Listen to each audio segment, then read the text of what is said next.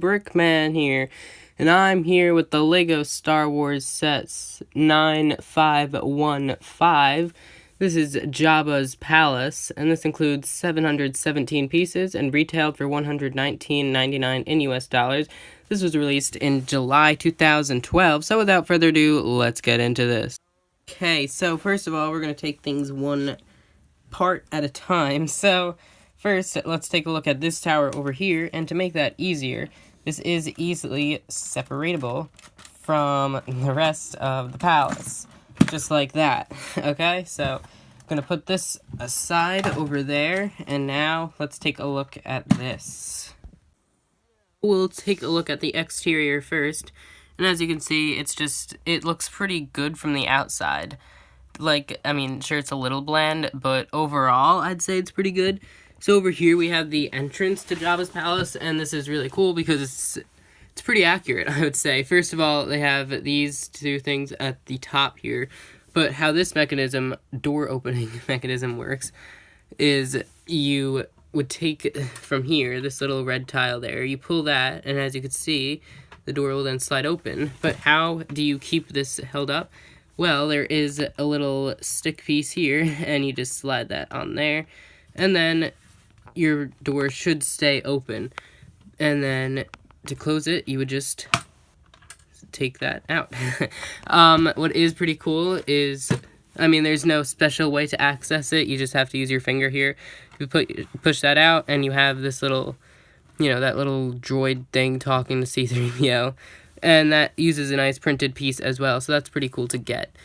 Then up over there, there's a little watchtower, kind of. So it's alright. They have it where, like, the Gamorrean guard kind of peeks through here. And we have him in there. The interior, though, is pretty weak. Not much going on. We do have storage for one blaster clipped on there, and then another blaster in the box, and then also a little bottle, and nothing exciting on the bottom there. Now for a look at the larger part of Jabba's palace. Now, first of all, we can hardly see in there, am I right? Well, to remove the roof, it's very easily removable, as in it's not even attached to any stud at all, as you can see. So you can just pop that in and out, rotate it even if you want. So yeah, now we have a better look at the inside there. It does look pretty good. It has a good amount of detail. So obviously I have all the minifigures in here right now, but say you remove them, then it does not look nearly as exciting. Okay, Jabba's pretty big there. But yeah, you just take all the minifigures out and you're like, alright, it doesn't look that bad. It still looks okay. So now let's take a look at all the detail. There's these little tables here, kind of, with just those golden cups. A random box, nothing in that one. And another thing that's not attached by any studs is this where Jabba sits. Okay, sorry, this is falling like that. So where Jabba sits, right here. This you can just take right out like that. And it even has this big red platform on there. I don't know why. But anyways, this, yes, it does slide in and out. And how do you do that in a more easy motion? Well, this right here, you could push that from the outside. So there you go. Of course, the main motion you usually see in the film, though, is it going backwards instead of forwards, which you can't. You would have to use your actual hand for that. So here's just another look at how that works. And as you can see, then behind him would then be this little fire. But you remove that, even underneath there's just those random fortunes. It's a frog, a smaller blaster, just 2 gold coins.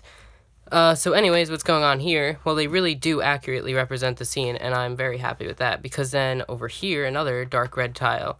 Then you would slide this down, and if you were to attach this to the Rancor pit set, then that would lead right into the Rancor pit. So that's really cool. Of course, it doesn't have much of a role in this set, though, then. So yeah. Next, we take a look over here at Jabba's prize, which is, of course, Han Solo in the carbonite. So that's just there. You can rotate this and angle it however you'd like. There's also this little tile here, which is how you would melt the carbonite. So that's cool, and that's a printed piece. This carbonite, though, does not include a back, so you just see Han Solo there. So kind of weak for that part. Over here, there's also this nice thing for Jabba here. You would attach that, and he would... Not sure exactly what it's supposed to be, but it's cool. Also, when this is pushed back, you have steps leading up to that stand, so that's also very nice. Alright, now here's a look at the full exterior of Jabba's palace, and I'd say it doesn't look that bad. Really, the most important thing you should do to give it a good look would be to push that in, and then, hey, it looks pretty good, doesn't it? It is pretty accurate, I'd say. Just one thing that's kind of awkward is how they use, like, the darker tan right next to that beige. Excuse me. But yeah. Of course, this isn't the full Jabba's palace, because I believe in the movie there was, like, a second tower that would be, like, behind there somewhere. So they did not include that, but hey, I didn't want the set to be too big. I already spent enough money on it. Alright, now there is another play feature to get into, which is kind of lame, and I feel like they just included it because they felt as if they didn't have enough play features. Really annoying how that sticks out, too, this big red piece. But anyways, you just push that, and then there's a flick fire missile that just pops out of here. The flick missile is very well hidden in there, so I guess it's some sort of defense system, but this part is not well hidden at all. Now, just one other thing I wanted to mention. For even more interior access, maybe, if you want to go with that, this opens up like that, and there we go. Now look at how open that thing is. Okay, so now for a look at the figures, I should say. Here's Jabba the Hutt and Salacious B. Crumb in his hands there. In his hand, I should say, not hands. So this is an exclusive mold, and it's even a kind of rubbery piece as well. So that's really interesting, and they do have a very small amount of printing on the face there. It was really nice of them to include him in general, I would say, so good to get him. As for Jabba the Hutt, well, this is actually amazing. Definitely much better than, like, when they had that sand green, fully sand green. That was pretty ugly, but now this one, it's pretty hot. No. Now they use, like, a darker green, and also they have more printing on the face, and that looks really good. And in addition to printing on the face, they even have a good tattoo design on that arm. And now his arms are not removable. He has 3 pieces, though. You just remove those 2, and then there's also this little Technic pin there that attaches them. And it's cool, too, because you can, you could spin this part, the top half, 360 degrees. But there is still even more printing all around, just extra detail on his flesh there. You can see how that's just all around. And he is really good detailed, and probably as good as it could get with Jabba the Hutt as a Lego figure. Now for the actual mini figures. Here is Bib Fortuna, and this is also a redesigned figure, and he also looks very much better. I don't believe it's a new mold on his headpiece there, but it is still very good. And then his torso printing, it's not much, but it's alright, and he has no back printing at all whatsoever, but he does have this basic black cape. Next up here is Ula. Surprised they actually included her. I would say she may be a little, I don't know, inappropriate for a Lego minifigure, considering how much is revealed, kinda, here. It is a very revealing outfit, and, because it's, well, not much at all. They didn't even have, like, side printing, which probably would have been helpful to make it a little more, say, child appropriate. But they do still have good printing. You know, it looks fine. She looks fine. Sorry it's not focusing here, but okay, it's fine, it's fine. I'll just move her back a little. You get this nice headpiece, which was later used for Hera as well, and that has different printing from Hera, though. And her 2 faces, one is her smiling, and the other is her screaming when, say, she falls into the Rancor pit. Now here is the Bausch, or Bouch, not exactly sure how to pronounce that, but the bounty hunter here, and she looks pretty cool.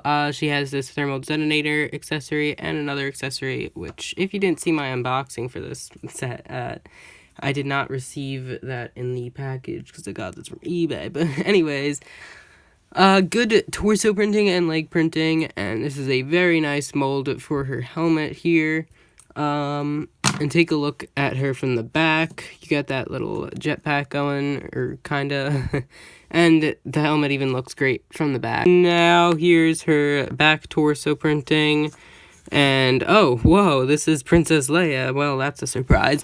Okay then. It is very nice of them to include both her hairpiece and the helmet, so that you can have them removed interchangeably. And there's just her alternate expression. If my camera can focus, my god. Okay, well, it seems like when the flash is on, it maybe looks a little better. So here's Chewbacca. This is, of course, his very old version. He doesn't even have eyes there, just his nose is printed, and his little sash going around there. And then he does come with the handcuffs, and his sash continues on the back. And finally, here's just the little bomber monk, however you would pronounce that. And it's a very simple, yet perfect build. And now, finally, here are the two instruction booklets. The first one has nothing exciting on the back, but the second one, excuse me, has the win advertisement, and then it has, what's kind of interesting, it has 4 little panels. That's kind of a cartoon. I believe that might have been like one of the Lego.com online video things, maybe. And then it also has a detailed look at the set, which is pretty cool. And then just the pieces included in the set. So overall, what do I think? I think it is a very bad price for just 717 pieces. Obviously, Jabba the Hutt here is a very heavy weight, but not that heavy. And, well, there are also very chunky pieces and large pieces, but really that big, like that high of a price, I don't think so. Probably not. But is it still worth it? Say you got it on a very big sale. I say, yeah, why not? It is a little bland of a build at some certain points, but overall, it's all good stuff, right? It has some really good stuff to get as a Star Wars fan and collector. So that all being said, thank you very much for watching. Please remember to like, comment, and subscribe, and stay tuned for lots more videos coming real soon. Bye! Oh yeah, also if you happen to care, there were these two minifigures. The Han Solo and the Carbonite, pretty good. I'd say a little bland on the printing. And then this guy is pretty cool. He has that new mold going, but he's not exclusive to the set or anything, but still lots of good printing and all. So yeah, just sorry about that.